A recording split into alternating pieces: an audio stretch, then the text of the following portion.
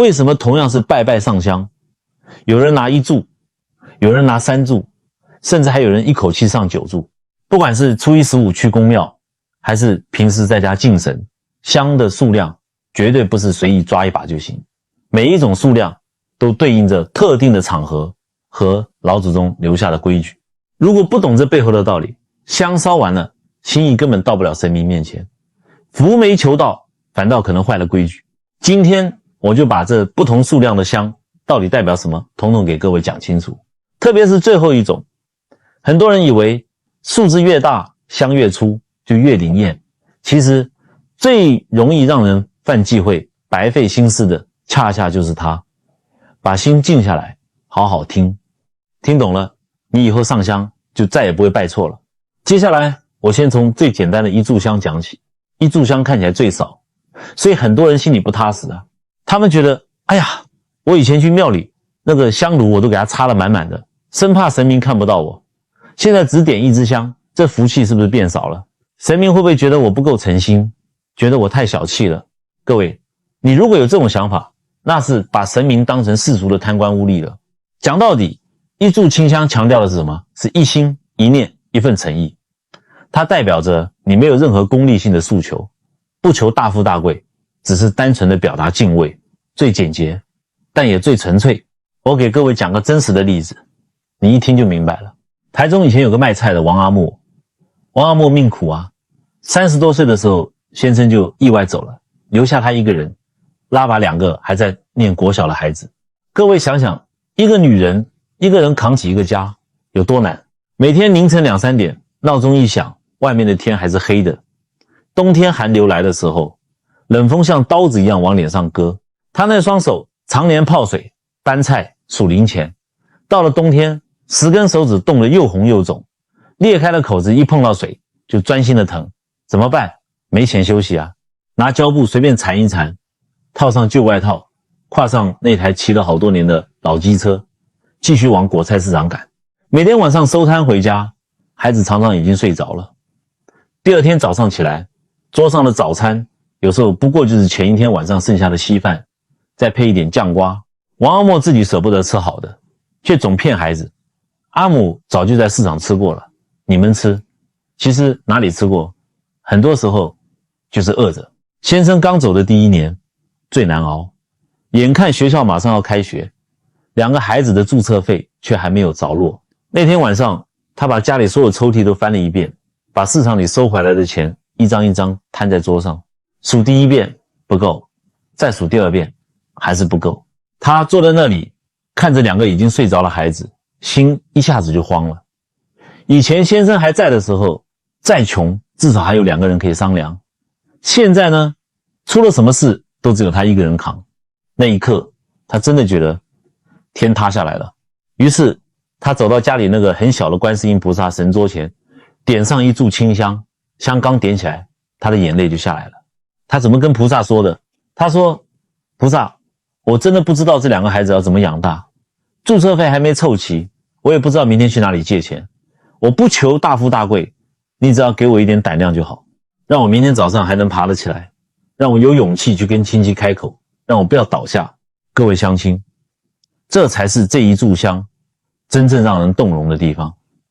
不是因为这1炷香有多贵，也不是因为烧完以后天上马上掉下一笔钱，而是那几分钟里，王阿莫终于有一个地方可以把自己撑了一整天的坚强放下来。哭完了，话讲完了，香插进炉里，他深吸一口气，擦干眼泪。第2天凌晨2点半，闹钟一响，他还是照样起床。这就是1炷香给他的意义，不是替他解决人生，而是先把他那颗快散掉的心重新收回来。后来几十年，王阿莫一直保持这个习惯，每天早晚1炷清香。可是他也不是从此就没有苦难了，人生哪有那么容易？各位千万不要以为从此以后他的人生就一帆风顺了，哪有这么好的事？孩子长大以后，新的烦恼又来了。后来上了国中，大儿子进入青春期，有一次为了想买一双名牌运动鞋，跟他大吵一架。不仅如此，还有一次，孩子嫌他每天从市场回来，衣服上都是烂菜叶、泥水和汗味，一句无心的话说出来却像刀一样。妈，你不要穿这身来学校找我哦，很丢脸。王阿莫听完，整个人愣在那里，他没有骂。回家以后，把那件围裙洗了又洗。到了晚上，一个人坐在神桌前，眼泪一直掉。可第二天，他还是照样帮孩子准备早餐，因为他知道小孩子不懂事是一时的，做妈妈的不能因为一句气话就把一辈子的爱收回来。后来大儿子第一次离家去台北工作，出发前一天，王阿莫嘴巴一直念去啦去啦，年轻人本来就要出去闯，他还笑着帮儿子收衣服。可是趁孩子不注意，他偷偷在行李箱最底下塞了一个红包，那里面是他一张一张攒下来的现金。儿子走了以后，他站在门口一直挥手，等门关上，房间突然安静下来。晚上他又睡不着了，怕孩子吃不惯，怕他被人骗，怕工作受委屈不敢讲，怕生病没人照顾。一个做妈妈的人，孩子在身边的时候嫌他烦，真的走远了，心又跟着走了，怎么办？他还是走到神桌前，还是那一炷香。只是年轻的时候，他求菩萨帮我把孩子养大，后来变成菩萨，他现在长大了，我管不住了，你给我一点智慧，让我知道什么时候该管，什么时候该放手。各位，这就是母爱的伟大。再后来，孩子成家了，他自己却老了，几十年卖菜搬货留下来的旧伤一件一件找上门，膝盖严重退化，有时候下楼梯每走一步都像针扎，医生说再拖下去恐怕要换人工关节。他一听开刀2个字，脸色就变了。可是他怕的不是痛，他怕的是万一开完刀走不了路怎么办？以后是不是要孩子回来照顾我？他们都有自己的家庭，我会不会变成他们的负担？你看，人就是这样，年轻的时候怕孩子养不大，孩子大了又怕自己拖累孩子。人生的烦恼真的没有哪一天会全部消失。可是王阿木已经慢慢学会了一件事，风浪来的时候，先不要跟着风浪一起乱。一个家里面，只要那个最撑得住的人没有先倒，很多难关就还有慢慢处理的余地。就这样一年又一年，后来王阿莫70、80岁了，2个孩子都已经各自工作成家。别人都说阿莫你现在有福了，可以享清福了。可他站在神桌前，举着那一炷香，嘴里念的还是非常简单，菩萨希望我的孩子们平平安安就好。有一年他生日，孩子问他，妈，你想要什么？我们买给你。他说，我只要你们回来吃饭就好了。生日那天，桌上没有什么特别名贵的东西，一锅热腾腾的鸡汤，几盘家常菜，孩子坐在旁边聊天，孙子绕着桌子跑来跑去，吵得不得了。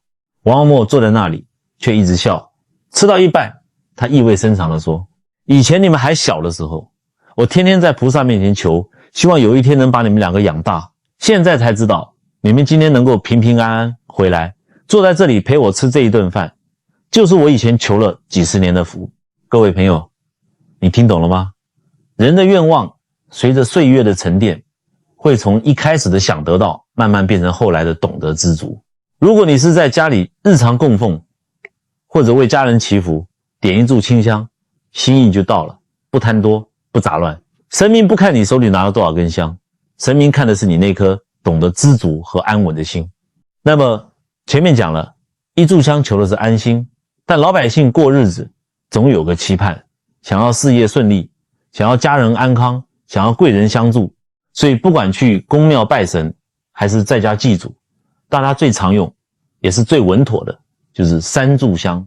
不过很多人只知道点火磕头，嘴里念叨着保佑保佑，你问他你手里这3根香到底代表什么，他却连连摇头。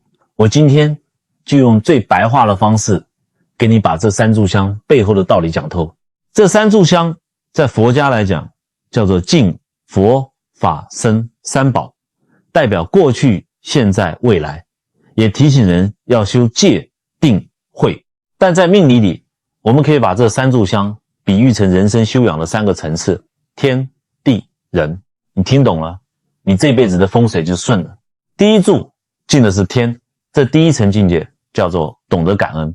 很多人赚到一点钱，或者生活稍微好一点了，尾巴就翘到天上去了，觉得哎呀，都是我自己聪明，都是我自己努力。各位，你能过得安稳，是因为你赶上了好时代，是因为父母给了你一个好身体，是因为有贵人在暗中扶了你一把。一个人最大的傲慢，就是把所有的好运都归功于自己。这炷敬天的香，就是敬老天爷的赏饭之恩，敬所有帮过你的人。第二炷敬的是地，这第二层境界叫做脚踏实地。很多人去拜财神，香烧得很旺，回去之后天天躺在家里做着发财梦，求神明保佑孩子考上好大学，结果孩子回家连书本都不翻，脚不踩在泥土里，你的愿望就只能飘在半空中。这炷敬地的香，就是提醒你要落地，你要守本分，肯吃苦。最后那一炷敬的是人，这第三层境界就是你的良心。天地良心这三者必须平衡，你的运势才能稳如泰山。很多家庭出问题，就是没有搞懂这三炷香的真正含义。我给各位讲一个发生在普通家庭里的故事。主角我们就叫他老陈。老陈50多岁，是个再普通不过的上班族，也是家里的长子。前些年父母相继过世，留下市区一间几十年的老公寓，弟弟妹妹早就在外县市成家，平常也很少回来。所以父母走后，这间老屋的水电、税金、修缮，还有偶尔漏水找师傅，几乎都是老陈一个人在处理。说起来，他这个大哥当的也不容易，尤其母亲生病最后那3年，真正半夜陪着跑急诊，在病床边一坐就是一整夜的人，大多都是他。弟弟妹妹不是不孝顺，只是一个在外地工作，一个嫁得远，周末能回来看看已经不容易。这些事老陈嘴上从来没抱怨，可人的心很奇怪，嘴上没说出来的委屈，不代表它不存在。后来那一代刚好开始谈都更，有一天建商代表私下找到老陈，把他约到一家咖啡店，压低声音对他说：陈先生，你是大哥，这间房平常也是你在处理，只要你能帮忙说服弟弟妹妹，用稍微低一点的条件签下来，事情成了以后，我们另外给你200万当做你的辛苦费。老陈一听，手里的咖啡差点没拿稳。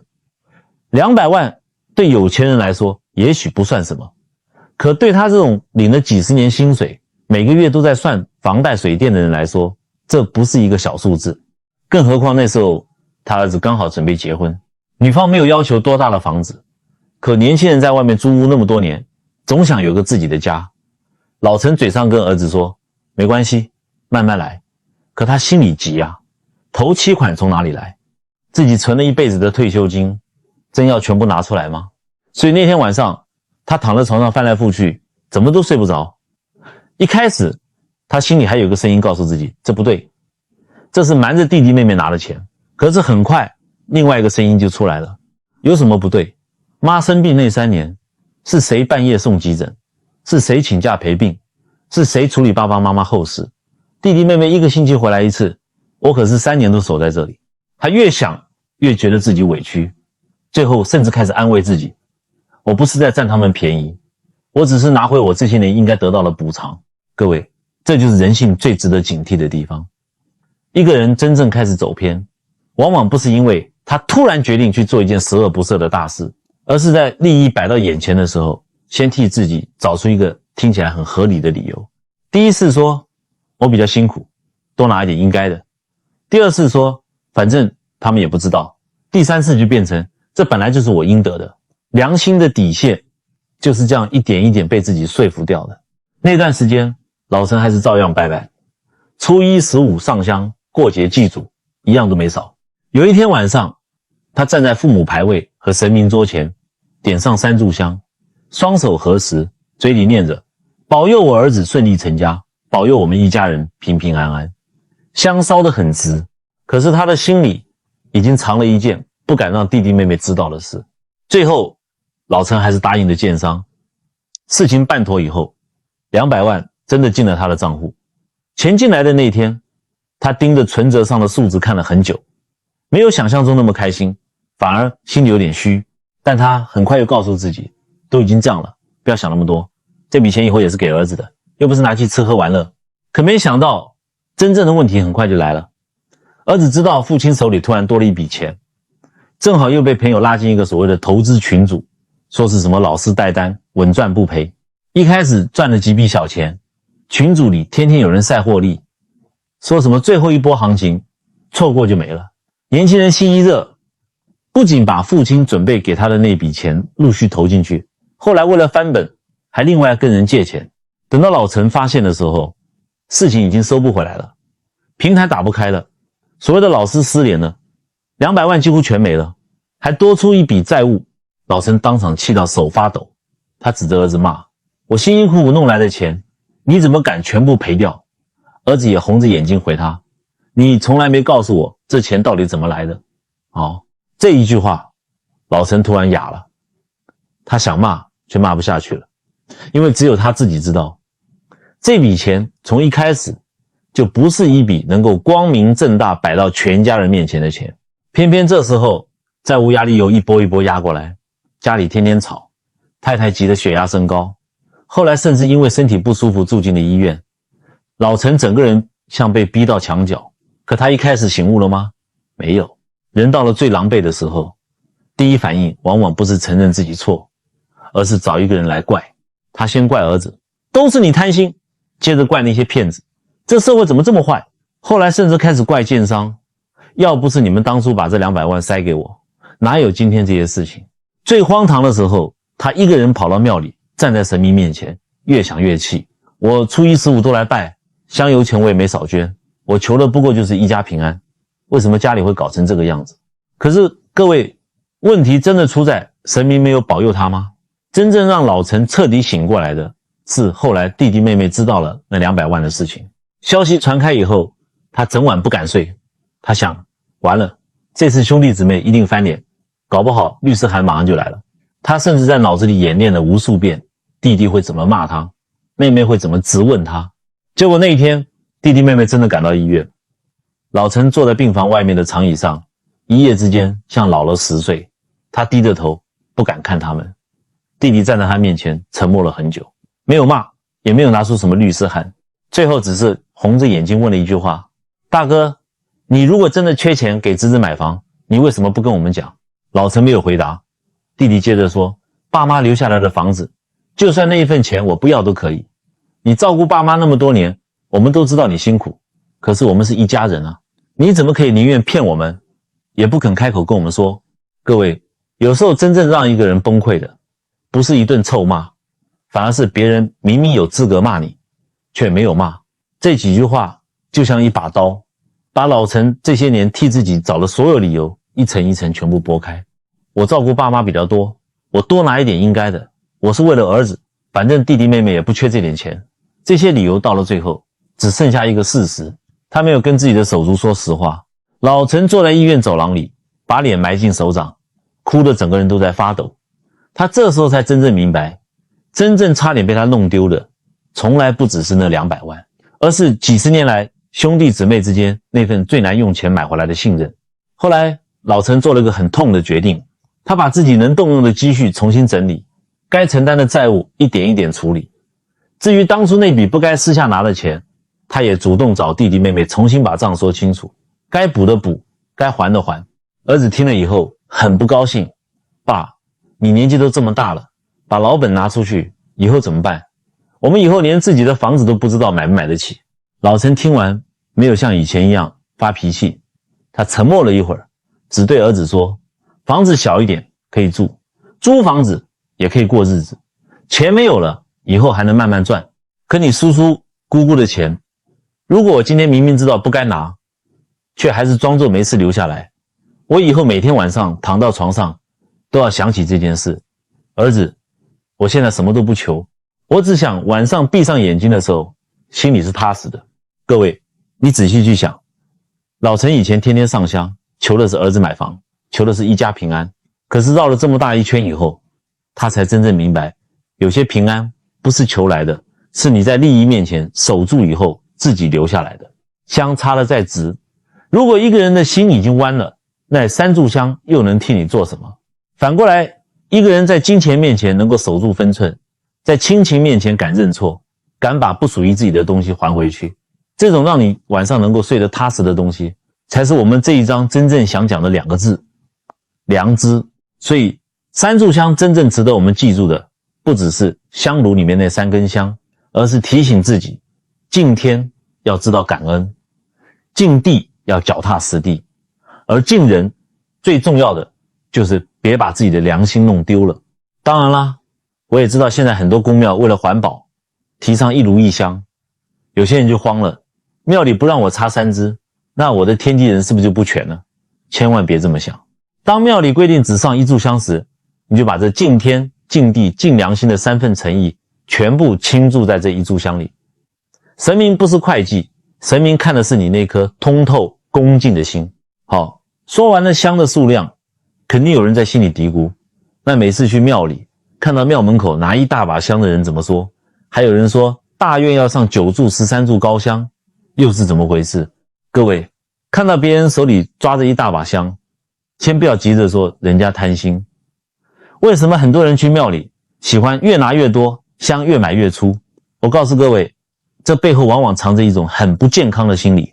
很多人总是想，是不是我多烧3支，结果就稳一点？是不是我香买贵一点，坏事就不会发生？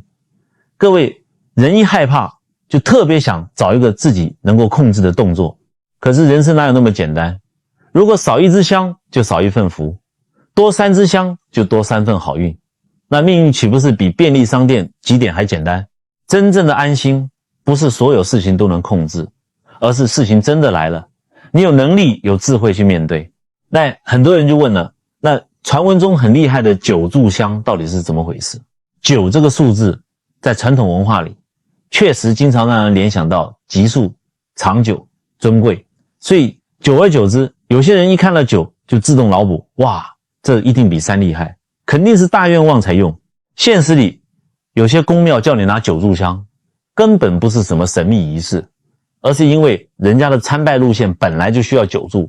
比如你去某些大公庙，天公炉要插3炷，主神炉插3炷，后面还有3个偏殿，每个偏殿各插1炷，你算算加起来是不是刚好9炷？甚至有时候遇到炉多的庙还有11炷、15炷的。所以你看到人家手里拿9炷，不代表这个人命比较硬，也不代表他求的愿望比较大，很多时候他只是还有好几个香炉没拜完而已。为了让大家别再自己吓自己，我再强调一遍，你手里香很多不代表你的愿望很大，有时候只是因为这间庙的香炉很多。既然9炷香是路线问题，那遇到传闻中所谓的13炷高香，大家千万别自己加戏。有些佛教的大型法会确实存在非常复杂的用香程序，但那属于道场自己的专业仪轨。普通信众最不该做的就是自己发明一种越多越高级的拜法。你把香当成筹码，以为数量等于福气，这种心态迟早要出大事。我再给各位讲一个黄老板的故事。黄老板50多岁，高雄人。年轻的时候，他跟太太2个人在一条不起眼的巷子口开了一间小面店，真的很小，店里不过6、7张桌子，夏天没有冷气，就2台老电风扇在头顶呼呼的转。夫妻2个每天凌晨4点多就起床，黄老板负责熬大骨汤、切葱、备料，太太就在旁边切卤味、洗碗、擦桌子。那时候日子苦不苦？当然苦，一锅汤要顾好几个小时。到了高雄的夏天，厨房里面热得像蒸笼一样，黄老板常常一站就是10几个小时。晚上打烊以后，2夫妻腰都直不起来了，还得蹲在厨房里刷锅、洗地板，算当天的账。有时候忙了一整天，扣掉房租、水电、食材，真正剩下来的钱没有多少。可奇怪的是，那时候的黄老板反而很容易满足，每个月初1、15，只要店里没有忙到走不开，他都会去附近公庙拜拜。至于香拿几支，就照庙里的规矩来。他站在神明面前，从来不会开一张长长的愿望清单，翻来覆去就那么几句话：神明保佑我们夫妻身体健康，孩子平安，店里每天有人来吃面，不要欠人钱，一家人有饭吃就好了。各位，你注意最后这句话，一家人有饭吃就好了。那个时候他没有什么大愿望，一天卖100碗他开心，卖80碗也觉得不错。有熟客进门喊一句头家老样子，他马上笑着回，好啦，1碗干面1个卤蛋，不要香菜，对不对？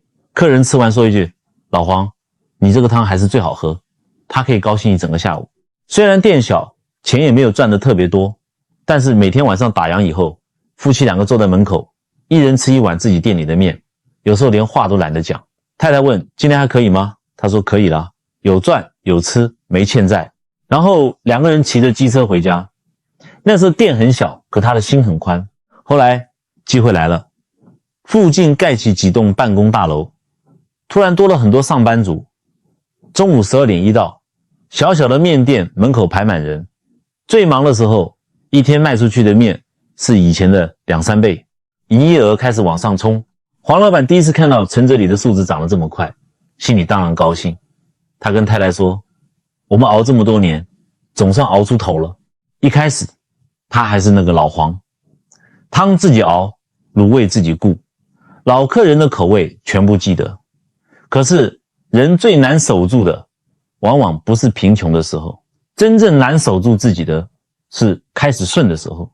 有些朋友看他生意这么好，就跑来跟他说，老黄，你这样守一间小店守到什么时候？现在这么旺，赶快开分店啊。别人做餐饮都在连锁化，你还一天到晚自己蹲在那里熬汤。还有人去庙里跟他一起拜拜时开玩笑说，你现在求的不是小财了，是大财了，香也要拿得有气势一点嘛。这些话听一次老黄笑笑，听2次好像也没什么。可是听久了以后，他心里真的慢慢冒出一个念头，对啊，我为什么只能开这一间？于是他原本在神明面前说的一家人有饭吃就好了，慢慢变成再保佑我开一间分店。过了一阵子又变成如果第2间做起来我就开第3间，再后来3间算什么？既然要做就做成连锁品牌。各位你发现没有，从头到尾没有谁逼他，香也从来没有开口告诉他你一定要开5间。真正改变的是他心里的那个够字。以前有一碗饭就觉得够，后来有了一桌菜反而开始嫌桌子太小。为了快速扩张，黄老板跑去银行贷款。第2间店他选在商圈，租金比老店高了3倍。为了抢位置，他一口气签了好几年长约。第3间店开的时候，太太已经开始劝他，老黄，我们是不是开太快了？第2间才刚稳定，第3间再等等好不好？黄老板哪里听得进去，他摆摆手，你懂什么？现在就是机会，做生意就是要趁势，等别人开起来我们就没位置了。以前他最重视的那一锅大骨汤也开始嫌麻烦，一锅汤要熬那么久，3间店怎么供应？于是有人建议，老板，中央厨房啦，统一配送最快。后来为了进一步压成本，连原本慢慢熬出来的汤头也逐渐换成更方便更标准化的做法。黄老板还安慰自己，客人吃不出来啦，可是老客人吃得出来。以前有人1个星期来3-4次，后来1个月才出现1次，再后来干脆不来了。新店看起来很气派，招牌更大，桌子更多，营业额也真的比以前高。可是问题开始一个一个冒出来。第1间店缺人，第2间店长不会管员工，第3间租金太高，亲戚当店长不好意思骂，也不好意思换，外送平台要抽成，设备贷款要还，员工薪水每个月1天都不能晚。以前只有1间店的时候，黄老板每天最担心的是今天客人够不够。现在开了3间，他一睁开眼睛，脑子里就是这个月贷款多少，房租几号到期，为什么第2间营业额又掉了，第3间那个厨师是不是要辞职。人看起来做大了，车换好了，名片上多了一个董事长，可他晚上反而越来越睡不着。有一天深夜，3间店都打烊以后，黄老板一个人坐在老店里算账，算盘打了又打，计算机按了又按，算到最后他突然愣住了。3家店的总营业额真的比过去1间店的时候高很多，可扣掉贷款、房租、人事、平台抽成、设备折旧以后，真正能够留下来的钱竟然还不如以前守着1间小店的时候。忙得更多，欠得更多，操心更多，结果口袋里反而更少。黄老板盯着那本账，整个人像泄了气一样坐在那里。太太从厨房走出来，他没有骂他，也没有说我早就叫你不要开，他只是端了一碗已经有点凉掉的阳春面，轻轻放在他面前，然后坐到对面看了他很久。他问，老黄，你还记不记得我们刚开这家店的时候？黄老板没有说话。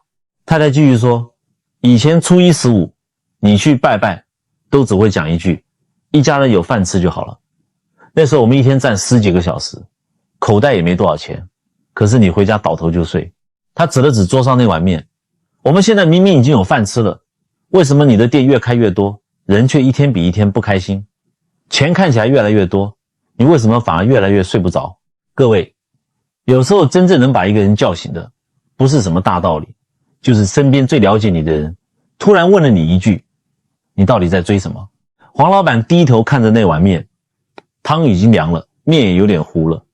可是他突然想起20几年前，那时候这间店刚开张，他跟太太晚上收摊以后，也是这样一人一碗阳春面。那时候没有分店，没有品牌，没有董事长，甚至连冷气都舍不得装。但两个人坐在那里，吃完面就骑机车回家，晚上睡得特别沉。黄老板忽然发现，这些年他一直以为自己是在追求更有福，可实际上他只是把人生里面所有的东西都理解成了2个字，叫做更多。第二天他又去了平常拜拜的庙，站在那里，他看着手上的香，突然觉得很不是滋味。年轻的时候他拿着香，心里面只有一家平安，有饭吃就好。现在呢，满脑子全部都是再多一点。这时候庙里的工作人员经过，还提醒他一句，老板，香记得照我们的参拜路线分开上咯，不是拿得多就全部插同一个炉。就是这么普通的一句话，黄老板站在那里突然愣住了。原来香从头到尾都没有告诉他越多越好，是他自己把越多越好这4个字装进了香里，又装进了生意里，最后装进了自己的人生里。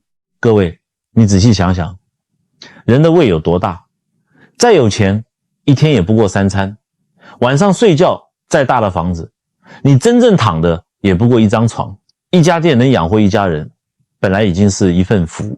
可是当一个人的心里面永远只剩下一间，再一间还不够，那福气到了手里，他也感觉不到。后来黄老板做了一个很痛的决定，他把账重新摊开，哪一家真的赚钱，哪一家只是为了面子撑着，他全部重新算。最后他忍痛关掉2间长期亏损的分店，甚至还有朋友笑他，怎么啦？董事长做不下去，又回来煮面了。以前的黄老板听到这种话，肯定脸挂不住。可这一次，他只是笑笑。对啊，回来煮面。他重新站回第一间老店的炉子前，重新自己熬汤，重新记老客人的口味。有个10几年没来的熟客回来吃面，喝了一口汤，抬起头说：“老黄，这才是以前那个味道啦。”就这一句话，黄老板突然笑得像个孩子。后来有人问他：“黄老板，你会不会后悔？以前3间店看起来多风光，现在又收回来1间。”但他笑着说，以前我以为做大叫做发财，现在我觉得晚上睡得着觉，回家还有人跟我一起吃饭，这才是真的有福报。各位朋友，香一定不要贪多，人也是一样，一旦被贪念蒙了眼，手里拿再多的香又有什么用？害他差点破产的是他自己心里那一支怎么都烧不完的贪香啊。香可以烧得比人高，但一个人的德行绝对不能只停在香炉前。好，现在大家知道该怎么看待香的数量了。但是很多人一进庙门，拿着香像无头苍蝇一样乱窜，或者完全照着自己家里的习惯生搬硬套，拜完转身就走。我看在眼里，直摇头。各位，上香也是有礼节的，你动作轻率，哪怕你烧的是几万块1斤的顶级沉香，你的敬意也立刻少了3分。如果是第一次去陌生的宫庙，不要拘泥于所谓的绝对规矩，你只要记住这5个稳妥的原则，做对了就是有礼有节。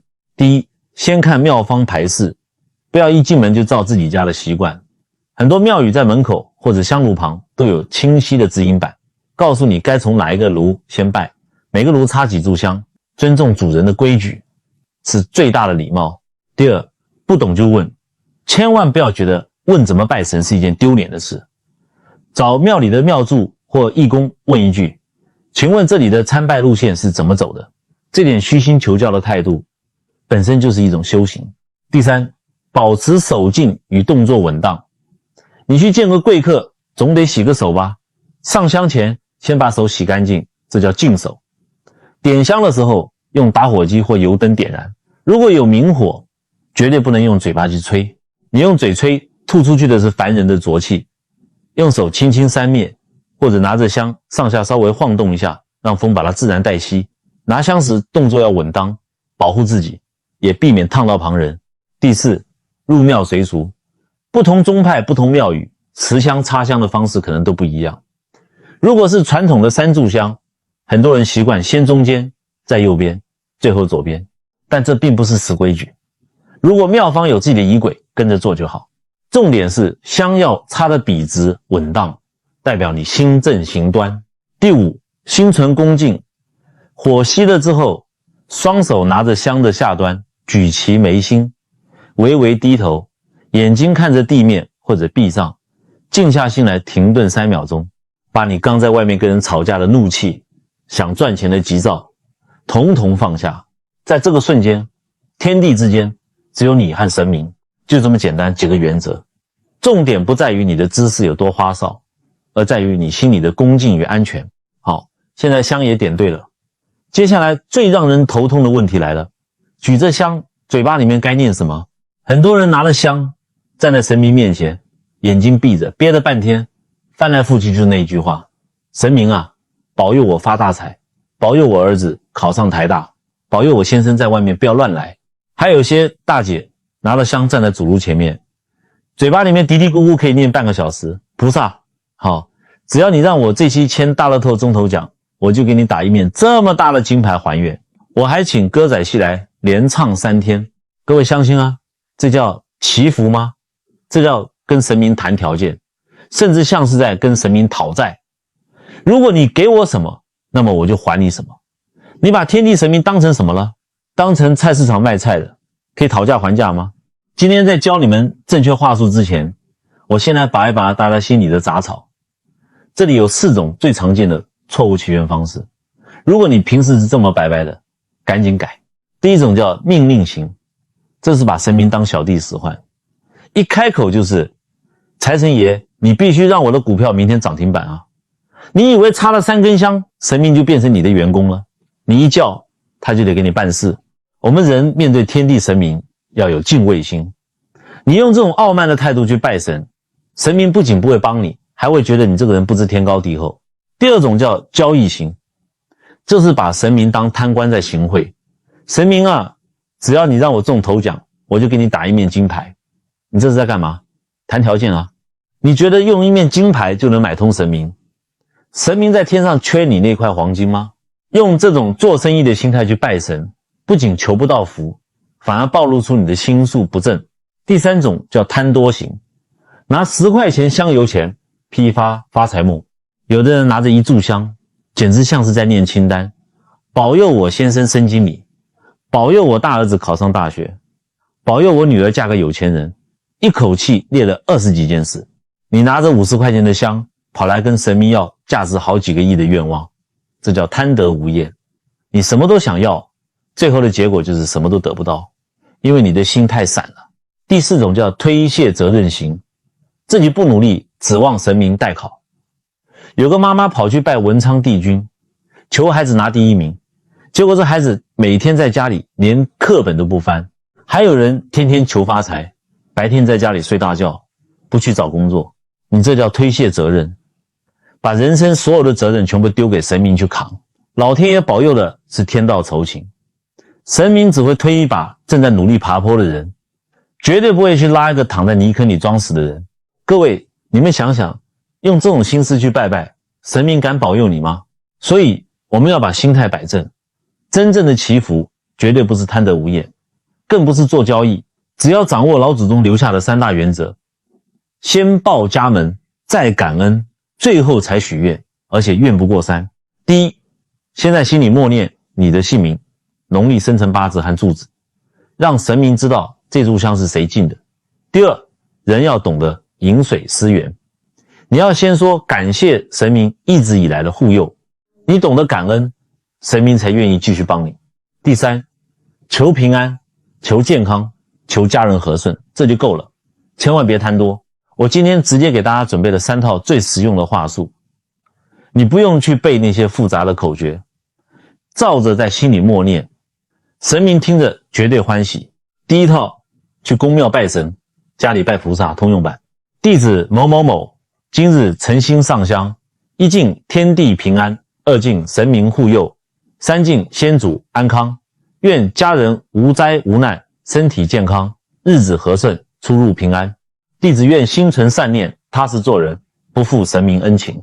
第二套清明扫墓过年祭祖专用版，列祖列宗在上，子孙某某某前来上香，感念先祖恩德，护佑家门，愿先祖安息，长辈安康，晚辈顺遂，子孙代代有福，子孙定当勤勉向善，守家规，传家风，不忘根本。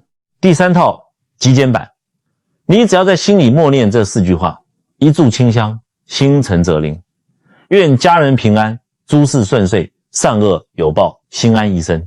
当你能坦荡荡的在神明面前说出这句话，就代表你这辈子没做过亏心事，你的磁场自然就是最强的风水。各位，我们今天讲了1炷香、3炷香、9炷香，讲了这么多规矩和心态。20几岁的时候，我们举着香，求的是机会，求的是前途，求的是赚钱。30、40岁的时候，我们求的是事业能稳定，求的是能买套大一点的房子，求的是孩子的学业。到了50岁以后，我们的祈求慢慢变了，开始求父母身体健康，求孩子婚姻美满，求家庭平安。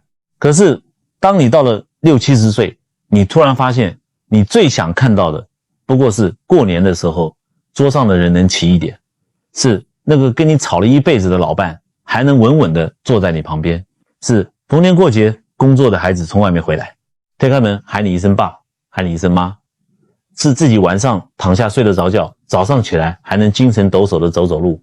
大家回过头去看看前面讲的那些故事，卖菜的王阿莫拜到最后明白的是知足，他真正觉得有福，不是孩子有什么了不起的头衔，而是一家人还能回来吃一顿热饭。处理父母老屋的老陈拜到最后明白的是良知，他以前觉得自己多拿一点理所应当，后来他宁可把退休金拿去替儿子还债，把钱退给手足，只为了晚上能睡得踏实。卖面的黄老板拜到最后明白的是够了，以前1间店想开3间，3间想开5间，最后重新回到老店，才发现晚上睡得着，有人陪着吃饭，本身就是天大的福分。所以在今天的最后，我想邀请每一位朋友在下方评论区留下一句你的善言或者祝福。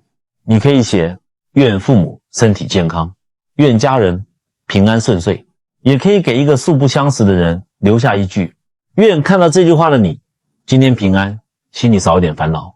也许只是短短10几个字，当你坦坦荡荡的留下一句纯粹的祝福时，你就是在为自己种善因，在替自己积福德，能够把一点温暖留给别人。这就是今天我们一起点下的那一炷馨香。一个人的善念只要愿意传下去，就可以一直留在人间。